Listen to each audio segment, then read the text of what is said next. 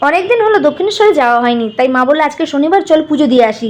তবে দিনের বেলায় বেরোনি, যেহেতু বাবুকে নিয়ে যাচ্ছি অনেকটাই গরম হয়। মা বললো চল বিকেল বেলায় যাবো। তো বাড়ি থেকে 6টায় বেরিয়েছি, সেটেল ধরে রবীন্দ্র সদন গেলাম, তারপরে মেট্রো। বাবু বড় হওয়ার পর মেট্রোতে একটা প্রবলেম হয়, সেটা হচ্ছে বাবু না সিটে বসতে চায় না। হ্যান্ডেল ধরে 30 মিনিট ওরকম ভাবেই ছিল ওর বাবার কোলে। আর আমি এখানে ভিডিও এডিটিং করছি। পৌঁছে গেছি দক্ষিণেশ্বর মেট্রো স্টেশন। মেট্রো থেকে নেমেই কিরকম লাফালাফি করছে দেখো, দৌড়ে গেছে ওর বাবার সাথে। এখানে না একটা বিস্কুট আমি ব্যাগে নিয়ে নিয়েছি, যদি বাবুর জল তেষ্টা পাই তাহলে খাওয়াবো। যদিও বাবুকে বাড়ি থেকে খাইয়ে এনেছিলাম, এসে লেট হয়ে গেছিল বলে আগে পুজো দিতে চলে গেছি।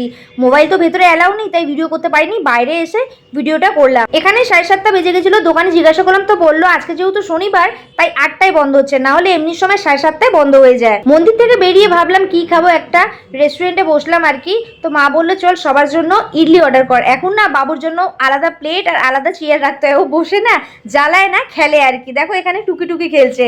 আজকে যেহেতু শনিবার ছিল তাই অনেক ভিড় ছিল। আর দেখো এখানে চলে এসেছে ইডলি, তো মাকে আগে দিয়ে দিলাম, বাবাকেও দিয়ে দিলাম।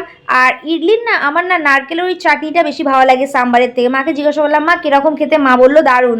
আমি মা বাবা তিনজনই ইডলি অর্ডার করলাম, আর বর অর্ডার করলো ছোলে ভাটুরে। বাবু এই দুটোর মধ্যে কিছুই খেলো না, তাই ওকে ফ্রুট কেক খাওয়ালাম। চলে আসলাম মেট্রো স্টেশনে। খাওয়া দাওয়ার পর এইবার মেট্রো ধরবো। এবার ভিডিওটা এখানে শেষ করছি, বাড়ি যাচ্ছি। ভিডিওটা ভালো লেগে থাকলে লাইক কমেন্ট শেয়ার করো, টাটা।